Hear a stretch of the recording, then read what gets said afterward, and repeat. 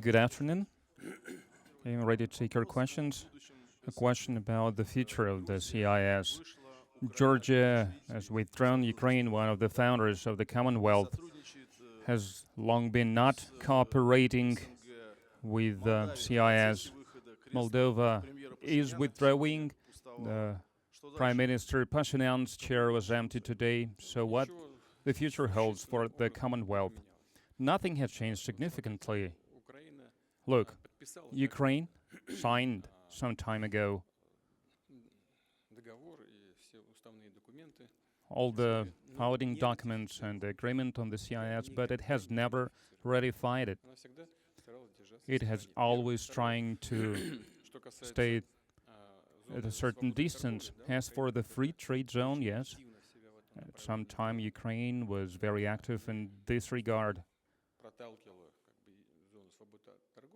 It was actively promoting this free trade zone. They believed that it was of certain economic interests for the country, but then they moved towards signing the association agreement with the European Union, and then it brought them eventually to the coup d'etat, because back then President Yanukovych did not refuse to sign it even, but postponed the signing. And if you read what the European Union offered Ukraine, what is probably now being implemented, it almost equaled the destruction of all the main industries that back then Soviet Ukraine was proud of. But, well, nothing is left of it anyway now. Moldova is a separate case. Today's political elite there believes themselves not to be Moldovans, but they believe themselves to be Romanians. They have two passports, double citizenship. It's their choice, because in the post-Soviet countries, there are many countries that are ethnically or from the point of view of language are close to the neighboring countries that do not belong to the Commonwealth, but they cherish their identity and they do everything to preserve it, and I am sure that it will continue to be like this. And the people that are inhabiting these territories, these countries, inside they have this strong determination to preserve their identity. That's why it's a special thing, special story, I would say. I don't really understand what's the advantage for Moldova to choose another path of development. It is the poorest country in Europe. It used to be the poorest country until recently. Now this list is topped by Ukraine. They are the poorest by such an indicator as income and other indicators as well. And recently we heard that Moldova refused to receive Russian gas, just as an example. And then it turned out that they have not refused Russian gas. They are still getting supplied Russian gas because they have nowhere else to get it. And the prices they now pay are the prices that they suggested to the Russian Gazprom. We wanted to meet them halfway regarding the pricing for gas. I don't want to go into detail because there were different prices for different periods. But the main thing that we agreed to do what they asked us, required from us. Well, they used to have some issues with payments, but now they are paying finally. They are storing this gas, including in Ukraine, but that doesn't matter. What matters is they cannot do without this gas.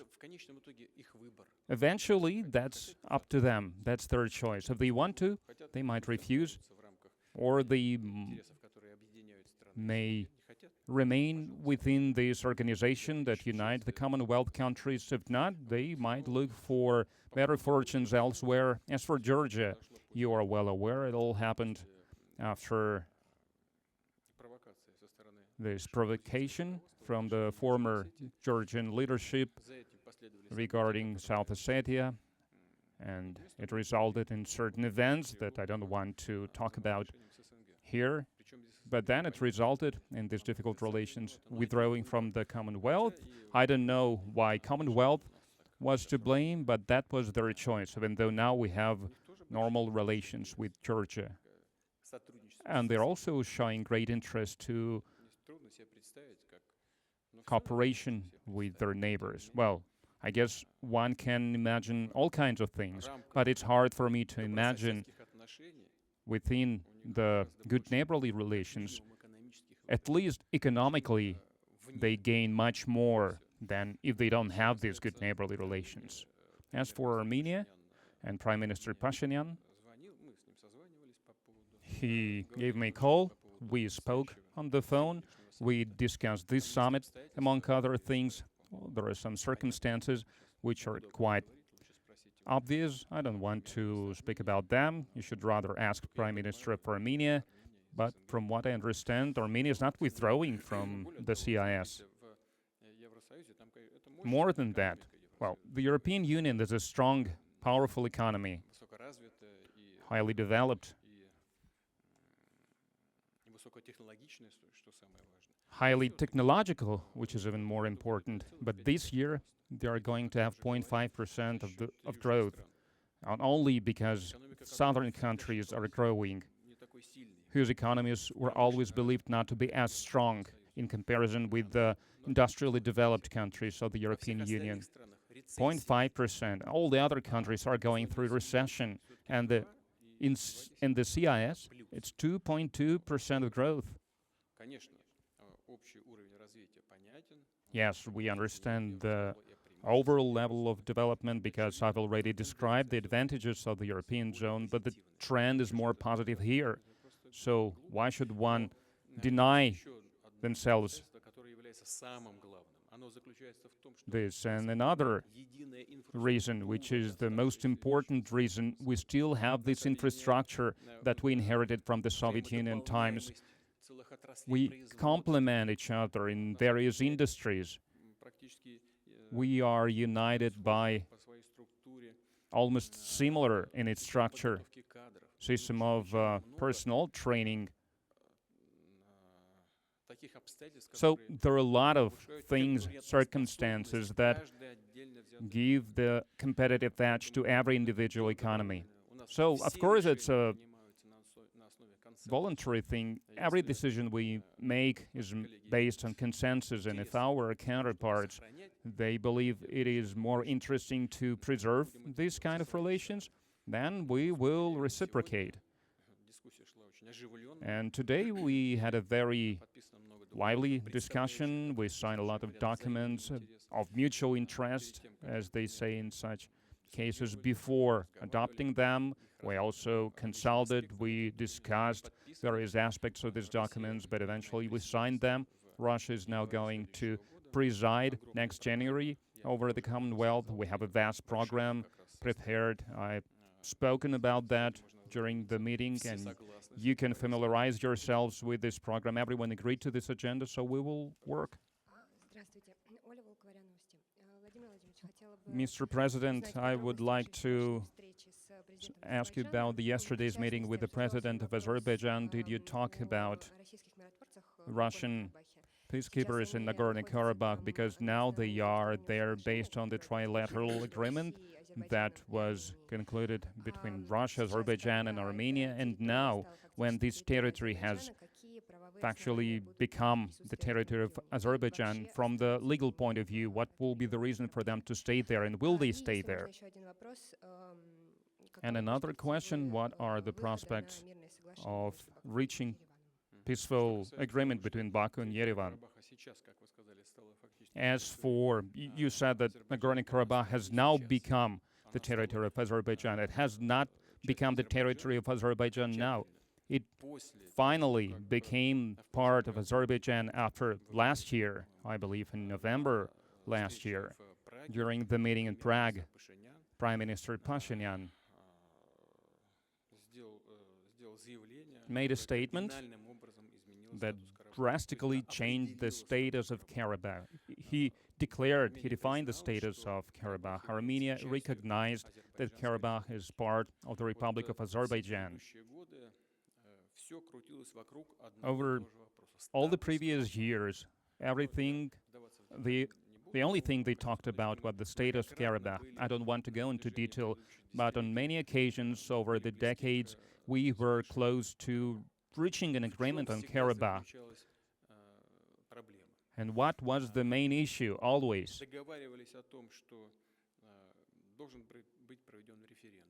We agreed that there should be a referendum, but one party said that they cannot define a time period for the referendum. That was Azerbaijan, because under the current conditions, referendum is held, and no matter when it happens, tomorrow or in 20 years, the outcome of the referendum is obvious. And that's why it was suggested to keep delaying this decision, making this decision for future generations. And Armenia insisted on making clear the timeline for holding such referendum, and then this referendum will define the status of Karabakh, because they also believed that the referendum, even if it is held in 20 years, with the current population, the outcome is evident. That was the gist of the problem. Everything was about this. That was the main obstacle in defining this status and describing this status. But now, last year in Prague, the authorities of Armenia, the leadership of Armenia, put an end to the discussions. They said Karabakh is a part of Azerbaijan. They even talked about the amount of square kilometers. And they spoke about the agreement of 1991, the state borders of the former Soviet republics. They were defined by the state borders that existed in the Soviet Union. And that was it. And when in 2020, in November, we agreed about having our peacekeepers there, their mandate was about one thing only: observing the ceasefire, monitoring the ceasefire. And still, the status of Karabakh was not ultimately defined. That was the gist of that issue. When Armenia recognized that Karabakh is part of Azerbaijan, then our peacekeepers, without any doubt, they were stationed, they were deployed in Azerbaijan. And of course now, especially after all this, well, let's put it frankly, dire circumstances that caused the withdrawing of the Armenian population, the situation has changed drastically, but technically speaking, our peacekeepers should stay there until November 2025, and in dialogue with our partners, we need to resolve this issue, what should be done in the near future. But we are going to have negotiations on this. As for the peaceful agreement between Yerevan and Baku, are there prospects? I have just talked about this today. I guess we have shared this video. I said that we are willing to facilitate the resumption of the peaceful agreements, negotiations to reach the peaceful agreement. We have suggested to convene in Moscow. Prime Minister Pashinyan is aware of that. I told him that. President of Azerbaijan is aware of that. I think that it's quite feasible. I don't see any issues that could have stopped the parties from signing a peaceful agreement now, after what happened in Karabakh. I don't see any obstacles to that. There are some technical issues, let's call them that, related to the demarcation, delimitation of the borders, but I think these are technical matters. 100 meters there, 100 meters here, it doesn't really matter. If there is goodwill from both parties, it can be done. And then we can make the next step, as we agreed some time ago, on developing trade and economic ties and developing the infrastructure projects. You said yesterday about the air base in Kant played an important role in ensuring security in the region. At the same time, American media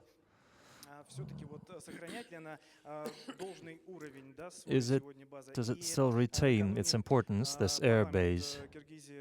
And just recently, the Kyrgyzstan parliament ratified an agreement on joint air defense system. What's the meaning of this step? You shouldn't read American media. Well, they often distort facts and reality. Just listen to the former president of the United States. He will give you a good characteristic of today's level of development of American mass media. They won't teach you any good things. And as for Kant Air Base, back when President Tokayev called me and asked to create such a unit urgently, because quite a large group of militants had invaded from Afghanistan and started moving across Kyrgyzstan. And back then, the Kyrgyz army couldn't put up significant resistance, and neighboring states tried to help using air forces, and since that was very sudden and there were problems, and President Tokayev called me and asked for us to take urgent measures, which we did upon request. Else it's an acting unit. It's it's a factor. It's a restraining factor for various extremist groups. They are now on combat duty,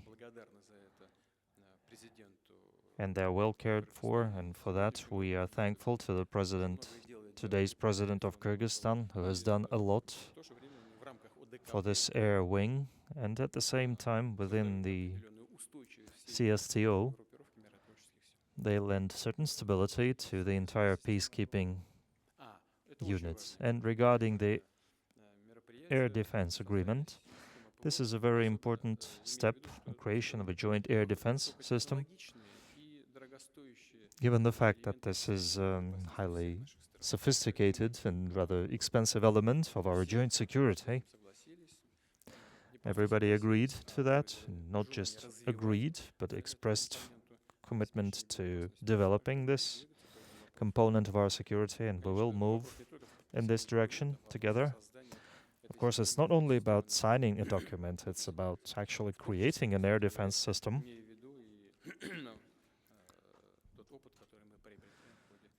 Of course, using the experience that we are gaining in the course of the special military operation. Interfax agency, Ksenia Chernyeva. My question is about the exchange rate of ruble. Recently you signed a decree on mandatory selling of revenues in currency on the domestic market. How do you think these measures are going to stabilize the situation? Because the market still doesn't have complete clarity on some aspects, like what companies will have to sell their revenue in currency. Well, only an insurance policy can give absolute confidence, and only in case you are insured by a reliable company. We'll see how this instrument will work. It's the result of the work of the government, the president's administration, and the central bank. The decree I signed is a result of joint efforts. There are different approaches to solving this problem. The problem does exist. It has to do with a certain imbalance of cash flows, currency cash flows. So, on the first stage, we tried to debureaucratize it as much as possible. You probably understand what I'm talking about. After the beginning of the special military operation, and our economic actors and players quite quickly overcame the problems that were set up for them from abroad. And now the ruble exchange rate is fluctuating because not enough cash is coming back from abroad. I don't know how effective it's going to be. I think there is going to be an effect from that, but there are different approaches and views. Central bank has their views, the government has their views, and the decree I signed is the result of a compromise among specialists, among experts.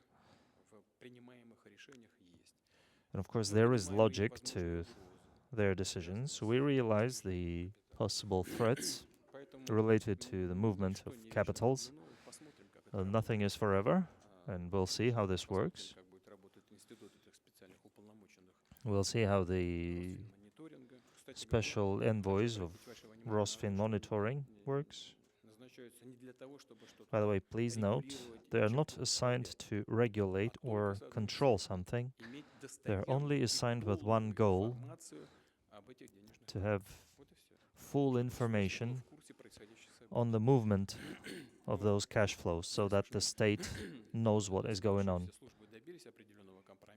And if all our governing bodies have reached a certain compromise reflected in this document, then we all expect it to have a positive result. Commerçant, can you please voice your position regarding Mikhail Friedman and generally people who used to be abroad and now decided to come back? What expects them in Russia? What awaits them in Russia? Does it depend on what they said while being abroad, what they were saying while being abroad?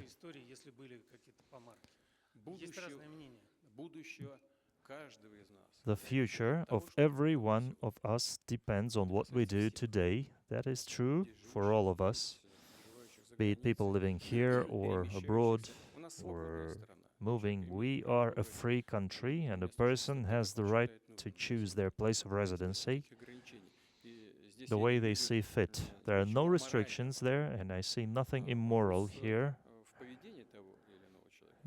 It's a question of one's behavior, one's actions.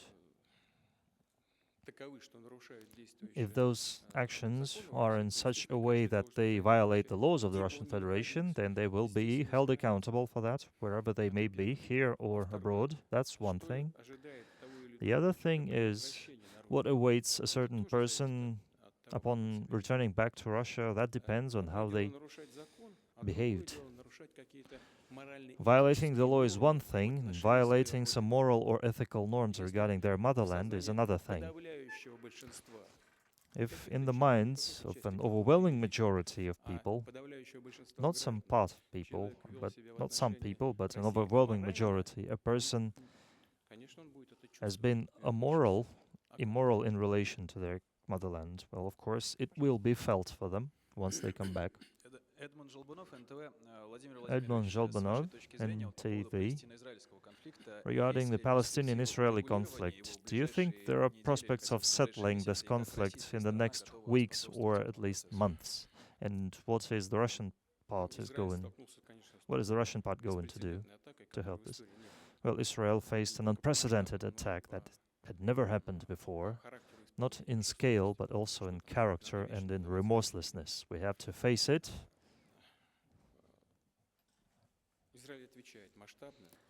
Israel is responding on a large scale and using pretty cruel methods, harsh.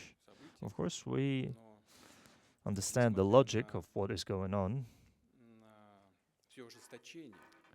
But despite all the ferocity on both sides, despite all the remorselessness, we need to think about civilian population. Now we see even in the United States there are evaluations of what's going on, and there are different options of how things might go from here. I hear some say that there may be military and non-military measures taken against the Gaza sector, similar to the blockade of Leningrad during World War II. And we understand where that goes, and this is unacceptable. There are 2+ million people there, live there, and not all of them support Hamas. Do they all have to suffer, including women and children? I guess nobody will agree with that. On the other hand, I said today at a meeting with my counterparts, Israel has the right to guarantee its security, and it has the right to demand guarantees. We need to find those instruments. We need to find a way out of the situation. And a way out of the situation can be found through through efforts, liaison efforts. There are lots of former Soviet people living in Israel, and this is an important factor to us. On the other hand, we have good relationships with the Arab world, decades of that, and with Palestine, first of all. And Palestine was promised that there will be an independent Palestinian state with a capital city in the East, Jerusalem. And UN-level decisions were made. And they have the right to expect this to be delivered upon. And there are lots of people there who have nothing to do with the current situation. Then it would be wrong to pretend that nobody sees that. Can Russia help with this? Yes, I think Russia can help with this. Over the last 15 years or so, we have had good relationships with Israel, and we have good relationships with Palestine, and nobody can suspect us in trying to play an unfair game. Of course, if anybody needs our efforts.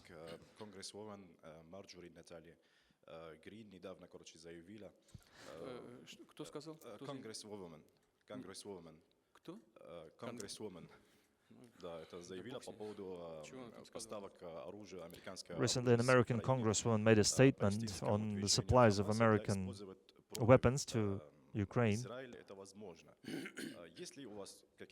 That it's possible that Hamas may use them against Israel. Do you have any information on how this flow of American armaments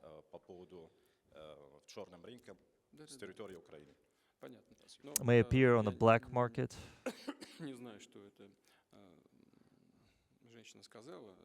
Well, I don't know what that congresswoman may have said, but I have doubts that there were supplies of weapons from Ukraine. What I have no doubt about is that there are certain weapons leaked from Ukraine. The level of corruption in Ukraine is notoriously high, and the black market works in such a way that there are lots of people who want to buy weapons, and there are lots of people in Ukraine who want to sell them. I remember very well it was a tragic history in the Russian Federation. In the mid-1990s, unfortunately, we had during the war in Caucasus, we had numerous cases of weapons being sold from Russia's armed forces to the opposing party, to the party that was actually fighting the Russian army in Caucasus. Just straight from military warehouses, weapons were sold to the opposing party. That's a tragedy indeed. The same is now happening in Ukraine. They sell everything they can sell. If weapons can be sold, they sell it. They sell them. And I won't be surprised if they sell weapons to Russia as well, if they can. And Ukraine, the international market through African countries, it's yes, they sure do. They sure do sell weapons. And the black market for weapons works in such a way that there are people who want to buy weapons, and they will find it. And yes, of course, we have information on the sales of weapons to countries, including countries of the Middle East. Well, I have no sympathies for today's leadership of Ukraine, but I have doubt that it's done willingly by them. TASS, Ekaterina Kravtsova. Mr. President, soon you have a visit to China planned. What topics would you want to discuss during your talks with President Xi? And as a follow-up question about foreign visits, you have other invitations to friendly countries, to North Korea, Brazil, Algeria. Maybe you plan to visit some of these countries in the near future. As for the trip to People's Republic of China, it has been in talks for a lot of time. It has been announced, and the main topic is cooperation under the President Xi's initiative.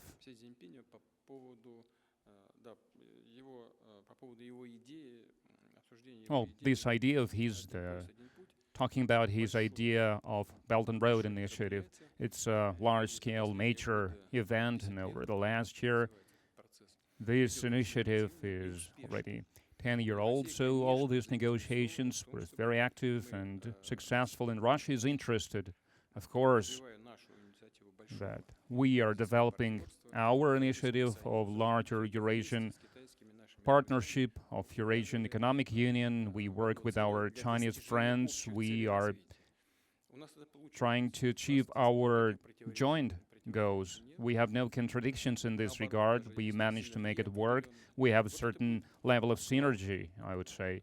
That would be the main thing that we are going to discuss.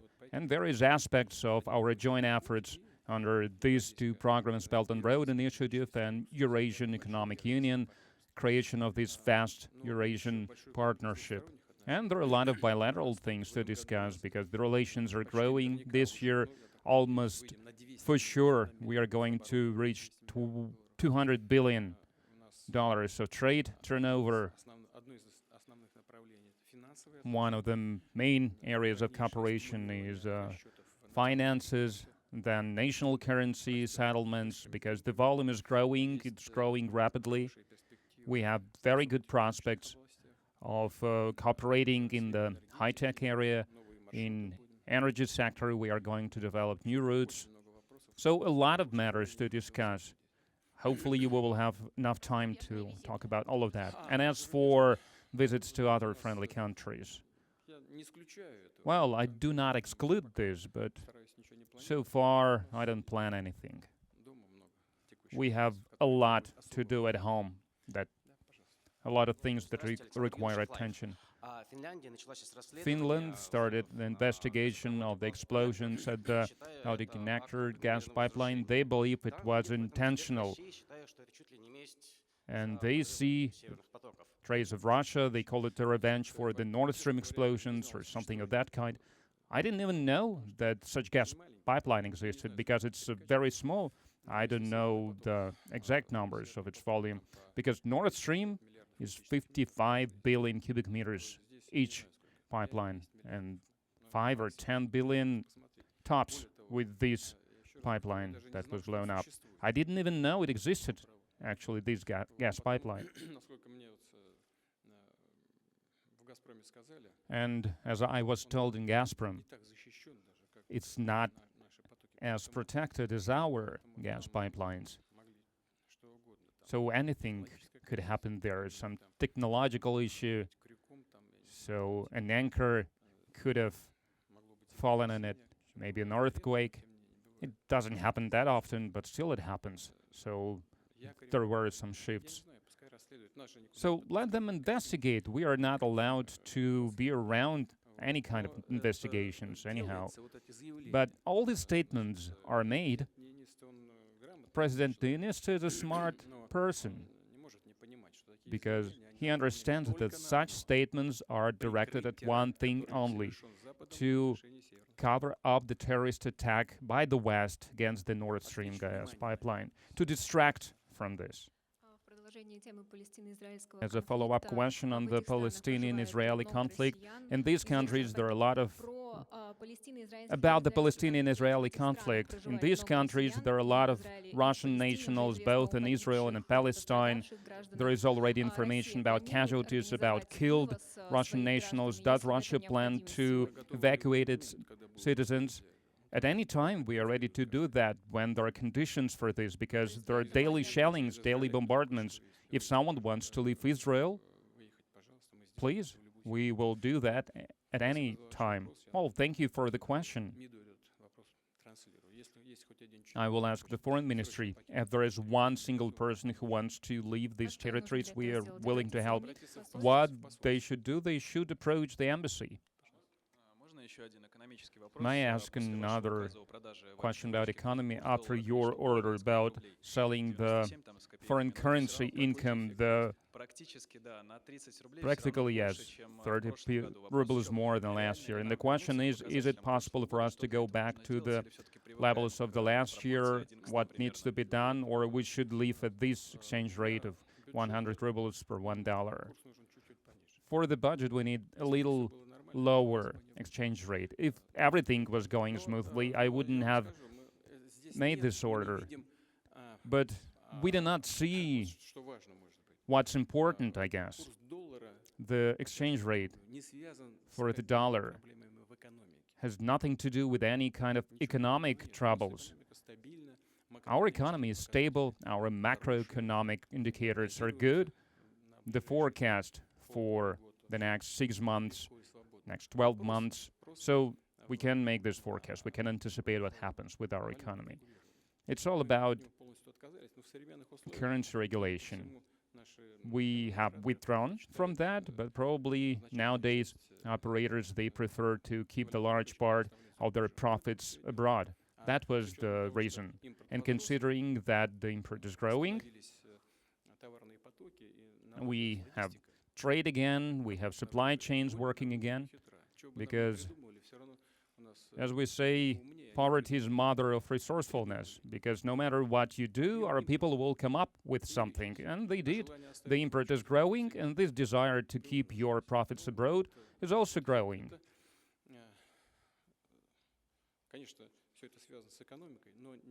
It has to do with economy, but it has nothing to do with some fundamental parameters of the Russian economy today. These parameters are stable, they're all right.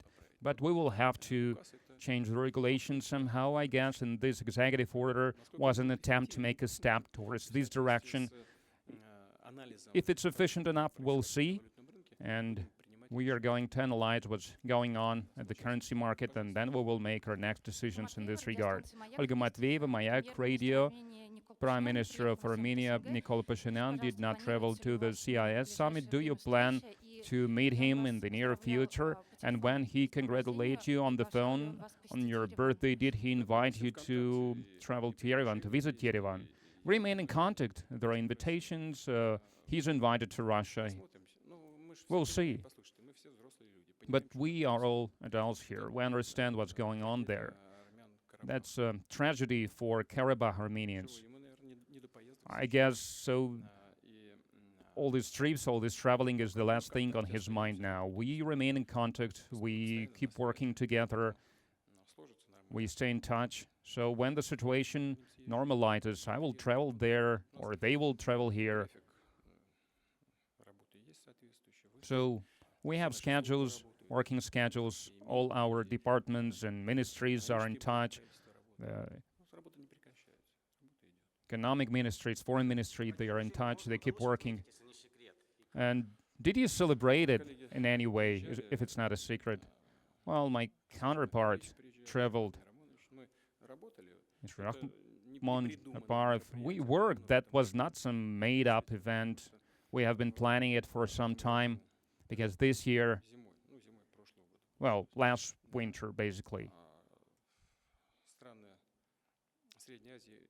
Central Asian countries, including Uzbekistan, they faced dire situation. They had 21, 24 below zero. For them, that was a disaster. And the energy infrastructure was not up to such challenges, to such temperatures. Already back then, he asked if it was possible to supply at least some amount of additional gas to Uzbekistan. So theoretically it was possible, but when we started to check the gas pipelines, it was not possible because this system was built to supply gas from Uzbekistan. 80 regions received this gas from Central Asia. 8 regions, 80 billion cubic meters of gas were supplied. And now they are the ones who need gas because their economy is growing and temperature is going down. But then it turned out that the gas pipeline needs to be fixed, needs to be repaired, needs to be maintained. And for 3 months in a row, on our territory, it turned out that a lot has to be done because we needed to launch this gas in the reverse direction. And in Kazakhstan, it was a very complicated matter to fix their gas pipeline because it was privatized. So a lot of work had to be done. And in Uzbekistan proper also. So first, we were doing this legal work, then specialists. As per my direct instruction, specialists from Gazprom, they traveled first to the pipeline inside Russia to make sure that we are not shutting anything down, that we are just tending to technical issues, to prove our friends from Uzbekistan, from Kazakhstan, and they traveled together to Kazakhstan, then to Uzbekistan. They saw everything with their own eyes. They knew how much needs to be done, what will be the price, what equipment was necessary, how many people were necessary. So it was huge work over these 3 months. It proved to be a lot of work. And to get ready for the heating season, we got this work done. It was ready already on the first day, and by 6th and 7th, so we started the supply. And on the 7th, during lunchtime, 3 of us, we just sat down a little bit, had a little party. Thank you. This is it. Thank you very much then. All the best. Goodbye.